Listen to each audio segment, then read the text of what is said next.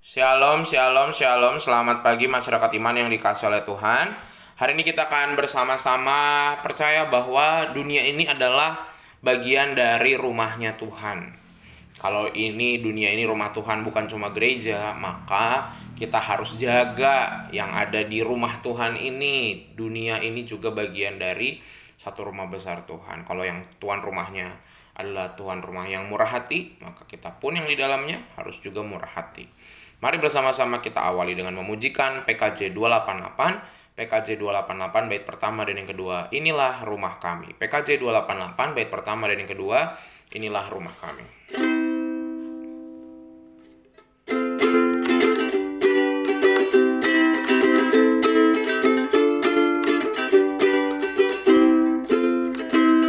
Inilah rumah kami, rumah yang damai dan senang.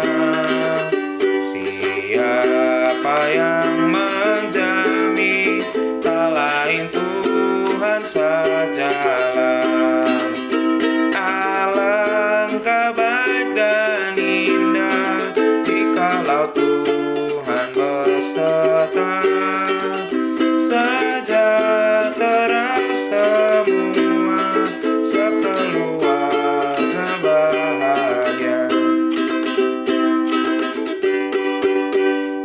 Betapalah mesranya ayah dan ibu contohnya.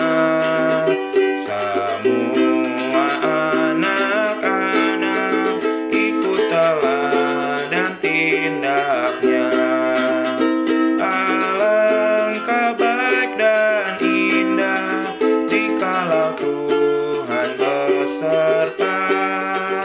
Sejahtera semua, sekeluarga bahagia. Kita berdoa. Ya Tuhan, kami percaya bahwa inilah rumah kami. Rumah yang bukan hanya keluarga inti kami, tapi dunia ini juga adalah bagian dari rumahnya Tuhan. Yang indah, yang harusnya damai dan senang. Sehingga biarlah kami juga boleh membawa nilai-nilai Kristus di tengah-tengah kehidupan kami. Sebentar kami mau baca firman-Mu Tuhan. Kami serahkan hanya dalam nama-Mu kami berdoa dan bersyukur. Haleluya.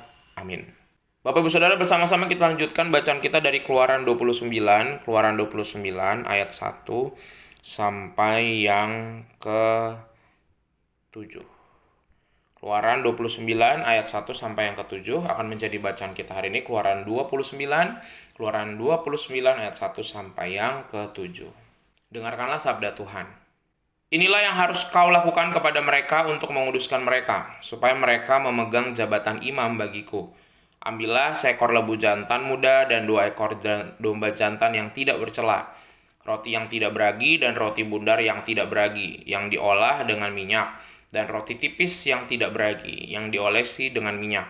Dari tepung gandum yang terbaik haruslah kau buat semuanya itu.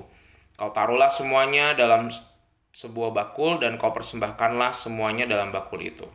Demikian juga lembu jantan dan kedua domba jantan itu. Lalu kau suruhlah Harun dan anak-anaknya datang ke pintu kemah pertemuan dan haruslah engkau membasuh mereka dengan air. Kemudian kau ambillah pakaian itu, lalu kau kenakanlah kepada Harun kemeja gamis, baju efod, dan baju efod serta tutup dada. Kau kebatkanlah sabuk baju efod kepadanya, kau taruhlah serban di atas kepalanya, dan jamang yang kudus kau bubuh pada serban itu. Sesudah itu kau ambillah minyak urapan, dan kau tuang ke atas kepalanya, dan kau urapilah dia. Bapak Ibu Saudara, bacaan kita ini kan bicara soal penahbisannya Harun. Ya, menjadi seorang imam itu bukan pekerjaan biasa dan pekerjaan yang harus ditempuh dan dijalani dengan serius. Dan saya jadi ingat tentang proses penahbisan saya beberapa tahun yang lalu. Sebenarnya sedih sih, saya ditahbis itu nggak sama bapak ibu, nggak sama jemaat sindang, walaupun ya ada teman-teman penatua ikut gitu ya, orang tua saya. Saya cuma bisa lihat bapak ibu lewat video yang direkam paduan suara, ataupun juga bapak ibu yang nonton dari rumah.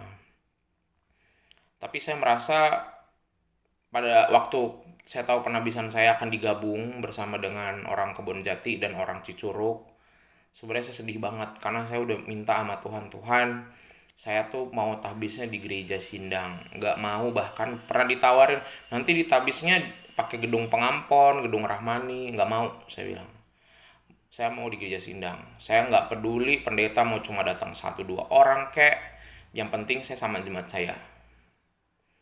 Cuma rupanya Tuhan berkehendak lain ya. Ini malah dibalik. Jauh dari jemaat. Dan banyak orang yang justru yang saya nggak terlalu ngarepin gitu. Pendeta-pendeta, orang-orang dari klasis lain gitu. Itu satu yang bikin saya sedih. Yang kedua, proses yang juga agak sedih dan mengharukan itu adalah beberapa jam sebelum tahbisan, itu pagi hari, itu hari Senin ya. Jadi habis geladi malamnya, paginya tuh Bu Kordel WA kami yang mau ditabis, saya, Pendeta Agus dan Pendeta Samuel. Dia bilang gini, "Eh, Andre, Samuel, Agus, kalian nanti nyanyi ya. Mazmurnya kamu aja yang nyanyiin, nggak usah pemandu pujian." Dia bilang gitu. Waduh, karena lagunya ini katanya cocok nih gitu kan.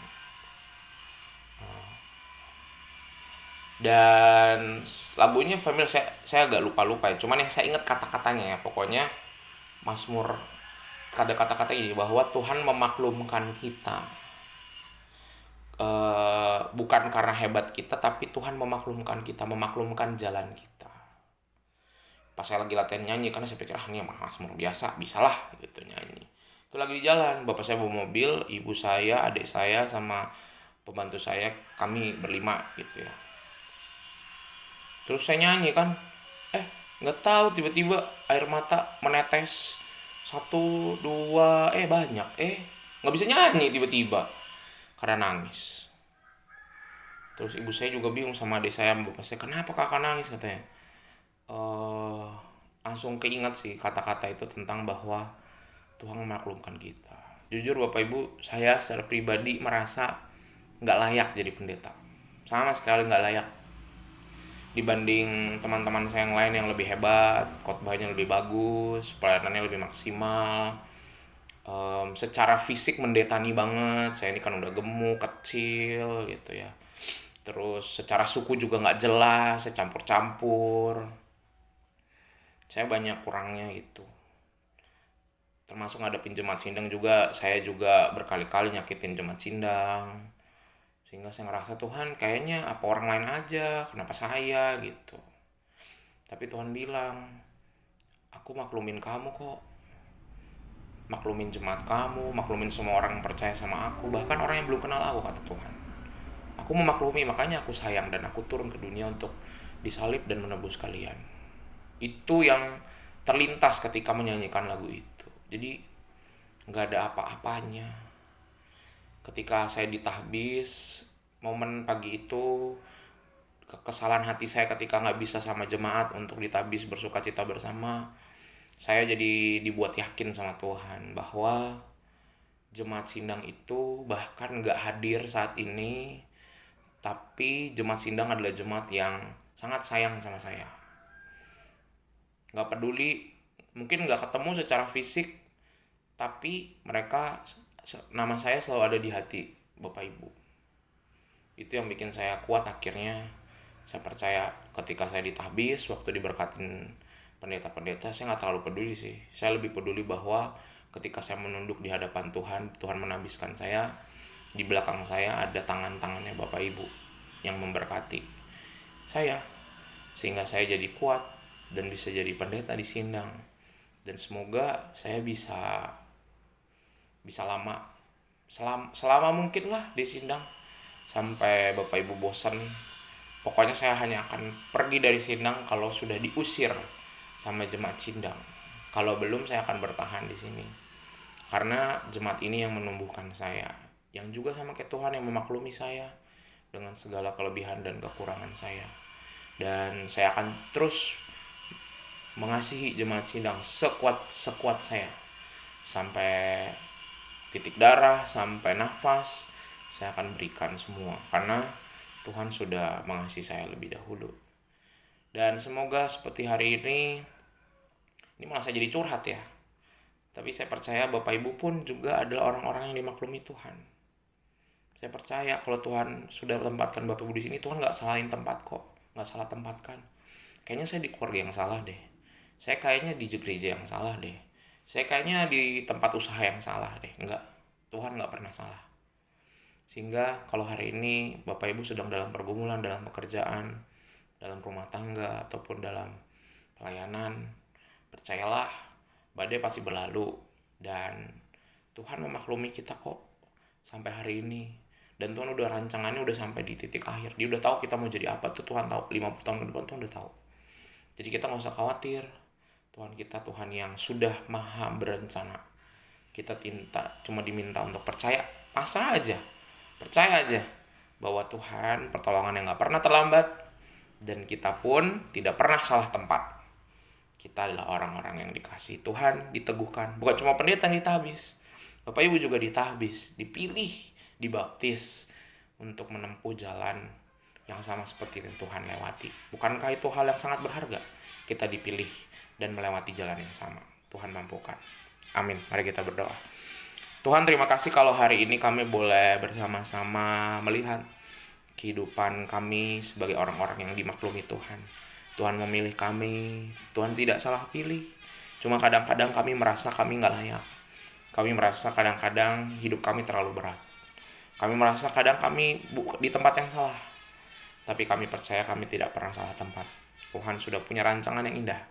Sehingga kami cuma Tuhan minta untuk bertahan, berjuang, dan menemukan sukacita di sepanjang perjalanan. Kami serahkan kehidupan kami hari ini, hanya dalam nama-Mu kami berdoa. Amin. Selamat pagi, Tuhan Yesus memberkati, tetap bersemangat.